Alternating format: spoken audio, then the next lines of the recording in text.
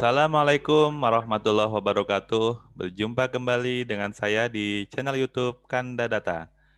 Semoga senantiasa sehat, karena pada kesempatan ini Kanda Data akan membagikan video yang sangat bermanfaat dan penting tentunya. Kali ini kita akan membahas mengenai hitung manual regresi linear sederhana lengkap menggunakan Microsoft Excel.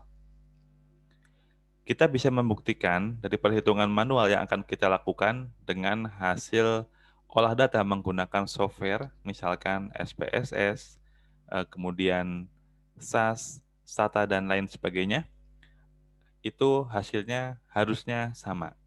Jadi kali ini kita akan membahas mengenai hitung manual regresi linear sederhana, yaitu regresi yang hanya terdiri dari satu variabel bebas dan satu variabel terikat.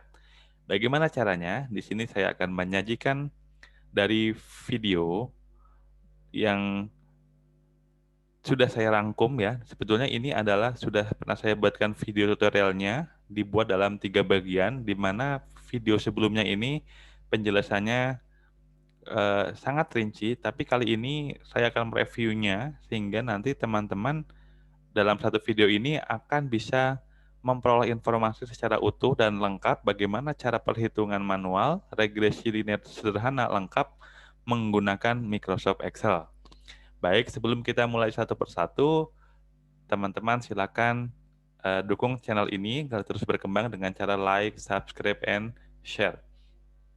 Baik, yang pertama, di sini contoh kasusnya sama dengan yang sudah kita bahas ada di video bagian pertama, bagian kedua, dan bagian ketiga dari hitung manual regresi linear sederhana. Jadi kita menggunakan contoh data time series yaitu tahun 2010 sampai 2019 untuk penjualan roti. Dari data tersebut ada penjualan roti dalam ribuan pieces dan harga jualnya. Di mana di sini untuk penjualan roti atau Y ini sebagai variabel terikat atau variabel dependent. Kemudian harga jual atau X ini adalah sebagai variabel bebas atau variabel independen. Caranya bagaimana kalau kita ingin menghitung secara manual regresi linear sederhana? Jadi hanya satu variabel bebas dan satu variabel terikat. Jadi caranya kita bisa menggunakan original sample observation atau deviation of the variable from their means. Jadi cara yang pertama kita menggunakan data observasi yang sudah ada atau data aktual. Kemudian kalau untuk data yang kedua caranya kita menggunakan deviation of the variable from their means. Jadi dari rata-ratanya ya. Jadi kita lihat yang pertama langkahnya. Kita buatkan template terlebih dahulu seperti ini sesuai dengan rumusnya ya. Rumus apa? Rumusnya yang ini ya. Saya ambil dari bukunya Koutsoyanis ya, 1977. Yang pertama original sample observation. Sini sudah ada rumusnya. Teman-teman silakan bisa tulis saat ini. Rumusnya B0. B0 ini adalah koefisien dari intercept, kemudian B1 adalah koefisien dari variabel X ya. Jadi tulis rumusnya setelah sudah atau di capture silakan. Ini rumusnya sudah, kemudian kita butuh ya yang pertama adalah X besar kuadrat, XY ya. Jadi kita caranya cukup XY dan X besar kuadrat ya, dan N ya. Jadi pertama caranya kita bisa menggunakan sum. Sum itu adalah jumlah, jadi kita tinggal jumlahkan saja sama dengan, kemudian sum buka kurung kita blok yang akan kita jumlahkan, kemudian tutup kurung. Ini berlaku semuanya ya untuk yang penjumlahan. Kalau untuk rata-rata sama dengan average ya, buka kurung kita blok yang akan kita ambil nilai rata-ratanya, kemudian tutup kurung, kemudian kita enter. Ini berlaku untuk semua cara menghitung rata-rata. Saya kira untuk sum dan average ini sudah sangat familiar ya, jadi tidak perlu kita bahas. Jadi pertama kita sudah peroleh, kemudian kita X kuadrat. Jadi karena ini adalah data original sample observation, kita tinggal mengkuadratkan saja ya. Dari X kuadrat harga jual tinggal kita kuadratkan saja hasilnya ya, rumusnya C5 pangkat 2 ya. Kemudian XY, XY berarti X kali Y ya. Kita sudah peroleh X kali Y. Kemudian kita peroleh nilai jumlahnya ya, jumlahnya berapa ya, sumnya. Yang XY juga berapa. Kemudian kita masukkan ya, kita untuk mencari nilai B0. Silakan teman-teman bisa langsung saja menggunakan Excel atau di backup dengan kalkulator. Kalau menggunakan Excel bisa langsung menuliskan rumus lengkapnya di sini, atau kita bisa membreakdown ya per tahap. Misalkan kita selesaikan yang di bagian atas dulu, kita selesaikan, kemudian yang bagian bawah kita selesaikan. Kemudian nanti hasilnya baru kita bagi. Itu boleh, boleh saja. Yang penting asal tepat dan benar. Bagaimana cara meng-cross-check-nya? Silakan teman-teman lakukan analisis menggunakan software ya, analisis regresi linear sederhana. Itu sangat mudah ya, dan banyak sekali tutorial yang telah membahasnya. Silakan cek hasilnya sama atau tidak ya. Kalau beda berarti ada kesalahan dalam menghitungnya. Kalau sama berarti betul ya. Saya kira ini akan lebih akurat dibanding kita menggunakan kalkulator ya, karena kita ketika kita menyelesaikan misalkan sebuah perhitungan, kemudian kita copy atau kita tarik ke bawah, hasilnya akan menghitung sendiri ya. Di mana kalau kita pakai kalkulator, bisa saja kita melakukan kesalahan dalam menginput data sehingga nanti hasilnya ada kesalahan. Jadi dengan Excel ini kita akan lebih terjaga ya dari kesalahan. Untuk B1 sama ya, kita tinggal memasukkan saja nilai-nilainya. Sigma itu adalah jumlah ya, jumlah X kuadrat kan sudah pasti ya, X kuadrat berarti yang ini ya. Kemudian sigma Y dan seterusnya, kita peroleh nilai B0 dan B1. Kemudian yang menjadi pertanyaan kedua adalah deviation of the variable from their means ya. Jadi ini kita untuk mencari koefisien regresi linear sederhana, kita bisa pilih salah satu ya, bisa yang atas atau yang bawah. Karena ini adalah video tutorial, kita berikan dua-duanya. Silakan nanti teman-teman bisa pilih salah satunya. Yang pertama, kita perlu melihat atau menghitung ya nilai XI kecil YI kecil ya. Caranya bagaimana? Kita lihat. Jadi rumus YI kecil sama dengan Y aktual dikurangi dengan Y bar ya. Oh maaf, ini kalau YI I kecil ini sebenarnya untuk data cross section ya. Kalau untuk data time series harusnya YT ya. Silakan teman-teman bisa sesuaikan. Yang penting konsepnya betul ya. Ini kita menggunakan contoh data time series. Jadi kita data aktual dikurangi dengan Y bar. Y bar itu adalah rata-rata atau average. Jadi average-nya sudah kita hitung ini ya. 201,9, kemudian YI-nya adalah 213. Silakan hitung 213 kurangi nilai rata-ratanya sama dengan berapa? 11,10. Dan itu lakukan semua untuk semua time series-nya ya, semua datanya. Begitu juga untuk XI kecil juga sama ya, XI kurangi X bar ya. Kemudian di sini ada rumus apa lagi ya? Ada yang diminta XI kecil kuadrat, tinggal kita kuadratkan saja. YI juga sama, kita kuadratkan saja. Kemudian kita jangan lupa hitung sum-nya atau penjumlahannya. Perkaliannya juga kita hitung ya, sehingga kita peroleh nilainya. Kemudian kita masukkan ya nilai B0 dan B1-nya. Hasilnya pasti akan sama kalau tidak ada kesalahan ya. Ini ya, kita lihat sama. Oke, sampai sini clear ya. Ini untuk mencari koefisien regresi linear sederhana. Kemudian yang kedua, kita mencari nilai koefisien determinasi atau R kuadrat atau R square ya. Jadi ini adalah rumusnya. Silakan dilihat. Ini dari bukunya Coach Yanis semua. Saya ngambil dari bukunya Coach Yanis. Silakan untuk lengkapnya bisa pelajari buku tersebut ya. Itu sangat lengkap dan kita bisa memperoleh banyak hal. Silakan di sini dicatat sudah. Oke, sudah dicatat, kita tinggal memasukkan saja. Ini sudah ada ya, B1. Ini ada tanda topi ya. Tanda topi artinya sudah hasil estimasi, hasil perhitungan dari regresi ya. Sudah B1 sudah kita peroleh ya. Kemudian sigma XY sudah kita hitung, sigma Y kuadrat juga sudah kita hitung. Lalu kita masukkan saja nilainya ya. Jadi nilainya sudah ketemu 0,845. Ya.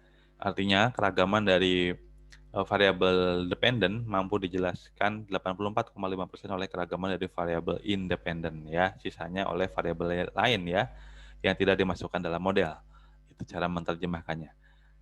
Oke, R kuadrat sudah kita lanjutkan untuk yang di tabel ya. Nah, ini tabel ANOVA ya, UJF. Kita akan mencari nilai F hitung ya untuk kebaikan model, dan juga kita ingin mengetahui bagaimana pengaruh variabel dependen ya terhadap variabel independen dari nilai UJF-nya.